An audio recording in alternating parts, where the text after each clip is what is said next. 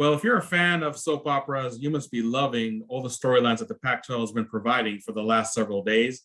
It obviously started late last week when both USC and UCLA announced that they're going to be joining the Big Ten Conference, be part of that league starting in 2024, and continued ever since with the lingering question of what happens to Arizona State and the other 9 schools in the Pac-12. Are they going to follow suit and join other conferences, or actually stay put, looking to add schools that may not replace the TV market that the LA schools has provided all these years, but just have other different members in that league?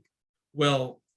earlier today, there were some reports about quote unquote deep discussions between the Big 12 and 6 schools in the Pac-12 as far as joining the ranks of the Big 12 Conference. Arizona State, Arizona, Colorado, Utah,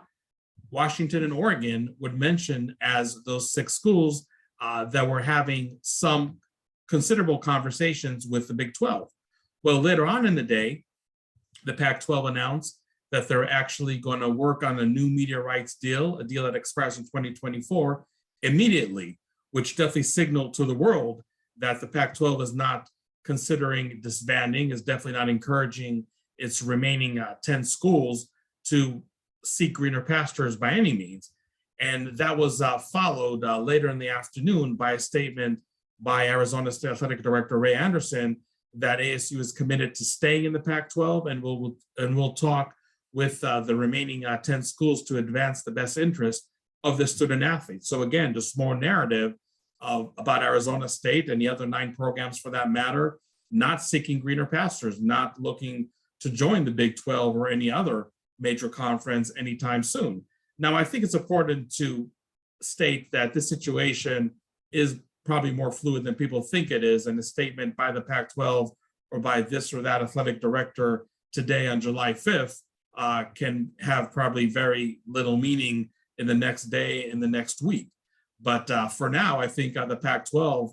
is definitely a conference that could be somewhat in flux until it actually can establish who are going to be the member schools that are going to replace the LA schools, which again, they can never replace the TV market that the Los Angeles metropolitan area provided, number 2 in the country, but just providing other members that can somewhat dull the financial impact that the departure of the LA schools has created. That is something the Pac-12 is obviously striving for. So can they bring on board some of the heavyweights